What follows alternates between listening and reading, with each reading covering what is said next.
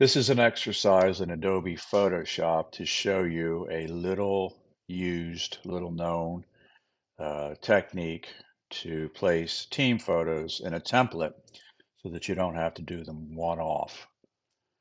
Um, Way back, I was a web designer for one of the largest banks in the country, and they approached me, one of the other departments, to do 13,000 images with a small little photo and a name that changed every single time. They had a spreadsheet.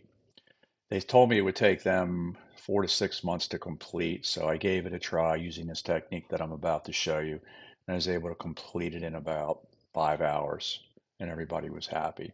So what we're going to end up with is this right here, my dog and a couple other dogs, and we're going to start with the master over here. So basically, it is a 4 by 6. You can put it any size that you want. 200 is the resolution. Between 2 and 300 is fine. If you're doing it for the web, 72 would work. And in essence, I have a placeholder right here, which is a simple, just white rectangle with a stroke and a glow. I have a name down here as a placeholder. The naming convention is important. Name. This one here is breed, the breed of the dog down here. And then I have my gradient at the very bottom. So if I hold down the Alt or Option key and I just click the eyeball, it shuts the other layers off. There's my gradient. I get the gradient tool, key letter G, and I chose a standard gradient up here in the blues, put it in. I might have tweaked it a little bit. So that's pretty much how that works. I'll Alt or Option click the eyeball again and turns them all on.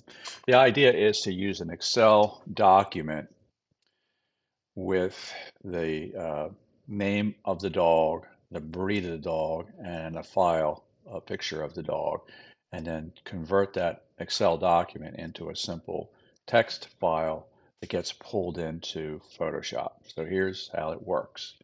To begin, I have my template right here. It's a PSD file. I go to Image, and I come down to Variables, and I say Define. Dialog box opens up, define is chosen up here, and you've got some choices right here representing the layers on the right-hand side. I choose photo. And for photo, because I'm replacing the photo, I have 3 different photos, but you could have 30, you could have 1,000, it doesn't really matter. In my case, I think I had like 3,000 when I did the 13,000, and then a little remainder at the end. And I choose photo. It's pixel replacement. The name is photo. You have to physically type that in right there. And that has to match what you have over here in the layers panel, and it has to match on the spreadsheet, which you'll see in a minute. Come down to name. It is a text replacement, and I typed in name, matching name over here.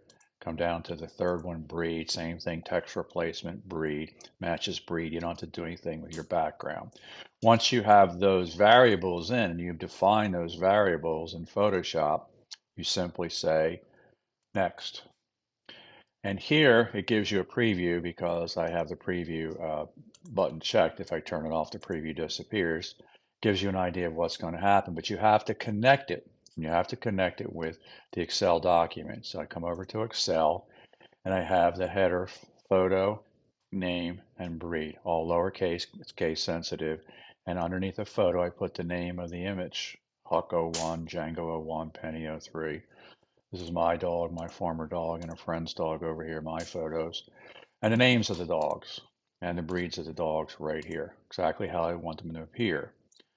At that point, I want to come up here and I want to save as, and I want to save it as a text file. So down here in Excel, I look for TXT, not Unicode, right here, tab delimited text file, and I save it, which I've done. And once you do that, it looks like this. Photo, name, breed, and then it has the variables listed here. This is what gets pulled in to Photoshop. So I'll minimize this, minimize this. So I've already imported my spreadsheet, but you would click import, locate this file right here, the text file, and then tag it.